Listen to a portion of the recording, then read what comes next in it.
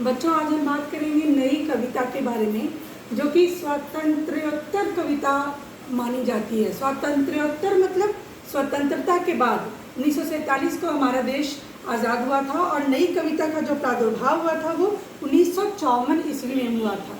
और इससे संबंधित कवि थे राम स्वरूप चतुर्वेदी और डॉक्टर जगदीश गुप्त। इन्होंने एक ऐसी पत्रिका का संपादन किया जिसका नाम ही था नई कविता। अब इसकी प्रवृत्तियाँ क्या क्या हैं उस पर हम नज़र डालेंगे।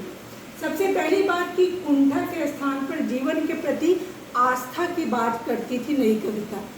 नई कविता के पहले प्रयोगवादी कविताओं का दौर था और मनुष्य के अंदर कुंठा थी, मनुष्य के अंदर तनाव था और वो अपने दुखों से लड़ रहा था। दुखों को ना ही तो अभिव्यक्त कर पाता था, ना ही दूर कर पाता था।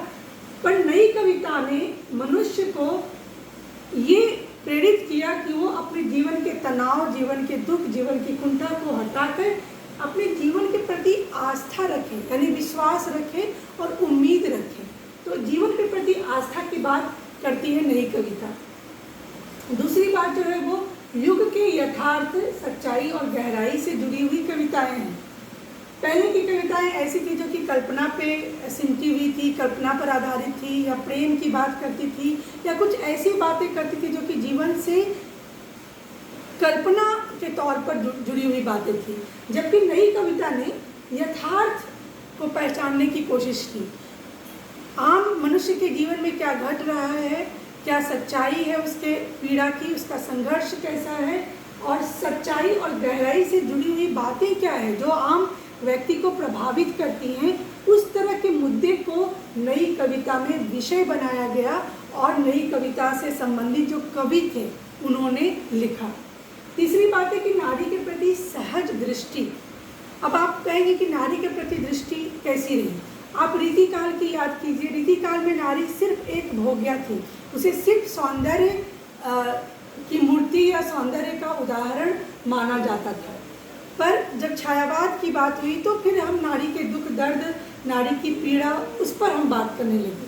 पर नई कविता ने एक नई दृष्टि नारी पर डाली। इसके लिए नारी बहुत ज़्यादा प्रेम के लिए ही सिर्फ नहीं बनी थी और ना ही बहुत ज़्यादा भोग्या थी, बल्कि इसने नारी को एक मनुष्य माना, एक आम मनुष्य की तरह सम्मान दिया, उसके भावनाओं को समझा और उसके प्रति एक सहज दृष्टि नई कविता के कवियों ने डाली। तो यहाँ पे नारी को एक सम्मान मिला है, एक आम इंसान की तरह पहचान दी गई है। प्रकृति के प्रति भी सहज आकर्षण है। कोई भी दौर हो, कोई भी वाद हो, प्रकृति की उपस्थिति रही ही है। छायावाद में प्रकृति को आलंबन माना गया था, पर यहाँ पर नई कविता में कविताएं ऐसी थी जो प्रकृति को आलंबन भी मानती थी और प्रकृति के द्वारा जीवन के यथार्थ की बात भी करती थी। प्रकृति को आलंबन मतलब क्या है? आलंबन मतलब टिका हुआ, जैसे कि ये श्यामपट्ट है, ये कुर्सी पर टिका हुआ है, तो प्रकृति पर टिका कर कोई बात कहना।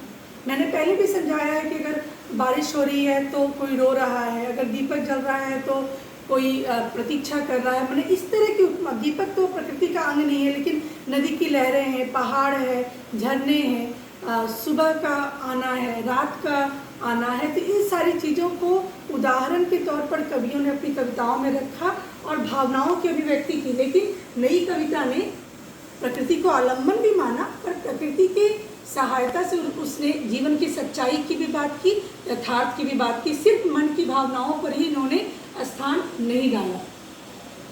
उसके बाद है नई कविता आत्मान्वेषण की कविताएं हैं। आत्मान्वेषण का मतलब है खुद को अन्वेषण करना। खुद का अन्वेषण मतलब खुद की खोज करना, खुद को पहचानना। तो नई कविता जो है वो इस दौर की कविता है जहाँ मनुष्य की पहचान खो गई थी। मनुष्य को पता नहीं था कि वो आखिर उसका अस्तित्व क्या है, उसका लक्ष्य क्या है। वो इतना शोषित, इतना उत्पीड़ित और इतना व्यथित था समाज के पुराने परंपराओं से और अन्य सारे विषयों से कि उसकी अपनी पहचान, अपनी खुशी, अपने स्वप्न खो गए थे। नई कविता ने उस मनुष्य को बोलने के लिए स्वर दिया, उस मनुष्य को अपने आप को पहचानने के लिए शक्ति दी, शब्द दिया। तो कह सकते हैं कि नई कविता जो है वो आत्मान्वेषण की कविता है। जैसे देखिए, अब अभिव्यक्ति के खतरे उठाने ही होंगे, तोड़ने ही होंगे मठ और गढ़ सब। बहुत ही प्रसिद्ध पंक्तियां हैं मुक्तिबोध की कि अब अभिव्यक्ति के खतरे उठाने ही होंगे, यानी अगर बोलने से खतरा भी है तो हमें बोलना होगा, तोड़ने ही होंगे मठ और गढ़ सब।